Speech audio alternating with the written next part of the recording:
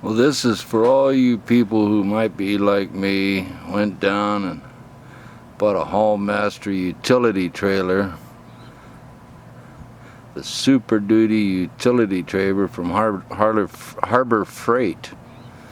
This would be the one, and some of the problems herein lie, other than the poor instruction papers that you get from them.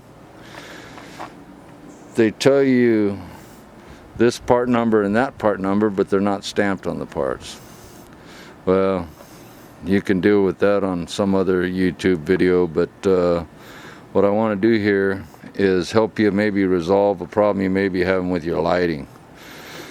And what it is, it's all about grounding.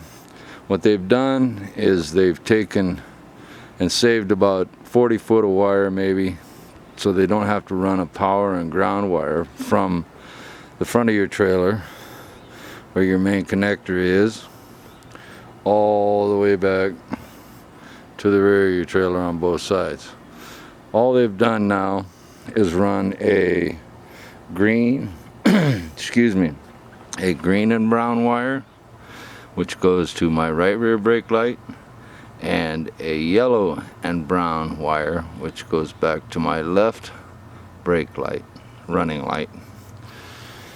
So what you'll find, you'll hook those wires up, your running lights here on the side only have one brown wire to hook up to, and the lights on the back have two wires to hook up to. So you can kind of decipher for yourself, well, what we need for a circuit to be complete is we need power and ground. So what I figured out, I opened the lens up and found that their grounding source is going to be the frame completely. And what they've done on the inside of these lights is they've used these last two little grounding bolts here. These little bolts here coming out where you mount your tail light is where you're going to see that needs to be grounded.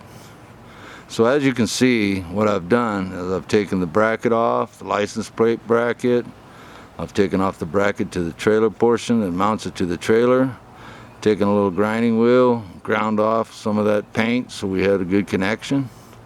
That gives us our ground terminal back all the way to the end where our ground is at the front of the trailer. And I think you'll find that your lights will work perfectly fine just by following these instructions. There is one cheaper way you can go by doing it. Not cheaper necessarily, but a little bit quicker.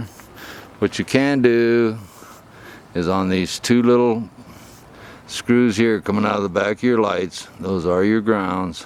You can run a ground wire and a nut, secure it in there, and drill a hole to your frame somewhere here, which will give you a solid ground for this side. I would do the same for the other side, and that should take care of your problem too, so long as you've established a good ground at the front of your trailer like I showed you I have.